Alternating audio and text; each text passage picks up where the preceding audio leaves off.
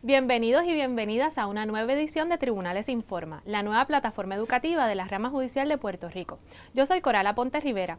Tal como anunciamos en nuestra pasada edición, hoy continuamos con nuestra serie sobre la violencia doméstica. Hoy hablamos sobre lo que debes saber si alguien solicita una orden de protección por violencia doméstica en tu contra. Para ello nos acompaña una vez más la jueza Raiza Cajigas Campbell del Centro Judicial de San Juan. También está con nosotros la coordinadora de la sala especializada, Diana Rullán Colón. Saludos a ambas y gracias por ayudarnos a educar sobre este tema tan importante. Muchas veces la persona contra quien se solicita una orden de protección llega al tribunal sin saber el proceso que está enfrentando o sus consecuencias. Por eso, en esta edición queremos brindarle un poquito más de información a la persona. Cuando se emite una orden de protección en contra o cuando alguien pide una orden de protección en contra de una persona, ¿cómo se entera la otra parte? La parte peticionaria viene al tribunal a pedir una orden de protección. Ocurre una de tres cosas. Primero, el juez puede decidir expedir una citación y en los próximos 5 días la persona peticionada va a recibir ese documento. Puede decidir expedir una orden de protección ex parte y citaría una vista en los próximos 20 días. Por último, puede decidir que este no es el remedio adecuado para la persona que solicitó y puede decidir no expedir la orden. En las tres situaciones, la persona peticionada va a recibir copia de la citación, copia de la orden de ex parte si expedida y además copia de la solicitud. Ese es el formulario que llena la parte peticionaria cuando viene al tribunal y que contiene todas las alegaciones que esta persona hizo en su contra. Si el juez determina que va a citar, significa que la versión de esta persona va a ser escuchada para que el juez tome la decisión. Pero si es ex parte, ¿eso lo que significa es qué? Que se expidió la orden con una sola versión, ¿no? Con la parte peticionaria quien la solicita y que el juez, al momento de escuchar solamente esa parte, determinó que había que expedir una orden para proteger a esa persona inmediatamente. Siempre va a requerir el proceso, tanto si se cita como si se expide una orden de protección provisional, citar para una vista final con ambas partes. El proceso siempre lo va a requerir en ambas situaciones. Lo importante y la diferencia es que en un caso ya va a haber una orden de protección expedida y en el otro no.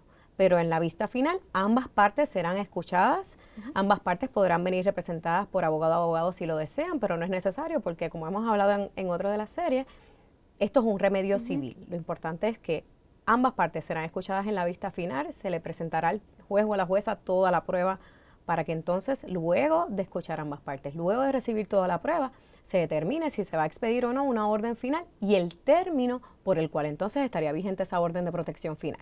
Habló de que es un remedio civil y qué significa eso para efectos de la persona contra quien se solicita esa orden. Si existe un temor o a veces ese mismo desconocimiento de que porque se expidió una orden de protección o porque se pueda expedir una final, entonces la persona va a ser arrestada. Yo creo que ese es uno de los temores principales. Y como se trata de un procedimiento civil, siempre que la parte contra la cual se expide la orden cumpla, no se estaría involucrando en ningún procedimiento criminal y se estaría, pues, protegiendo a la persona víctima porque la persona entonces está cumpliendo, está cesando con esa conducta. Así es que tanto una orden de protección provisional como una orden final no va a provocar ninguna consecuencia para efectos de antecedentes penales ni el arresto, por ejemplo, inmediato de la parte contra la que se expide una orden. Excepto que en qué ocasiones sí se podría arrestar a esta persona porque existe una orden de protección.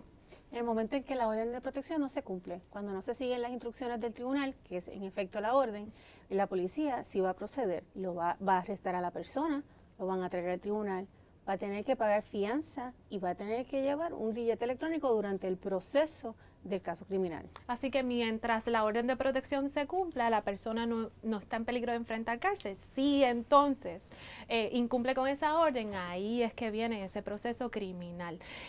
Otra pregunta que tenemos es, ¿y qué pasa si la persona no es la primera vez, sino es la segunda vez que se emite una orden de protección en su contra? En ese caso, la persona entonces vendría obligada a tomar unos talleres, tiene que tomar 30 horas de talleres sobre el tema específico de violencia de género, se le entrega un formulario con diferentes institutos y la persona a su costo entonces tiene que tomar esos talleres. Importante, que tiene que completar esos talleres en el término de duración de la orden de protección y que si no los completa durante ese término, entonces pudiera ser base para extender la orden de protección por un término adicional mientras completa esos talleres.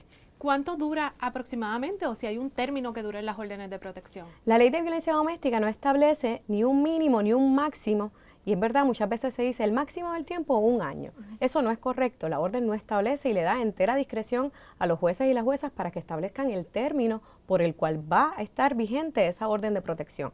Lo importante es que siempre tiene que ser un tiempo definido, porque ciertamente la persona contra la cual se expide tiene que conocer por cuánto tiempo está sujeto a todas esas prohibiciones y a que de violentar la orden de protección entonces pudiera ser procesado por un delito grave. Y la orden pierde efecto cuando se termina el tiempo por el que se emitió. ¿Alguna otra razón por la cual la orden quede sin efecto? Ninguna otra. Y eso es bien importante aclararlo. Eso es una orden del tribunal, así es que las partes no pueden decidir entre ellos que la orden queda sin efecto. Incluso en ocasiones hay víctimas que se exponen a una situación de riesgo nueva y a veces tienen una comunicación contra la otra parte y eso no provoca tampoco que la orden de protección quede sin efecto. Es una orden del tribunal y es el tribunal el que entonces pudiera dejarla sin efecto. Pues muchísimas gracias. Agradecemos a la jueza Raiza Cajigas y a Diana Rullán por acompañarnos en Tribunales Informa. Recuerda que cada semana nos encontrarás en las redes de la Rama Judicial y en nuestro portal de internet www.ramajudicial.pr. Muchísimas gracias por vernos y te recordamos que compartas este video con otras personas.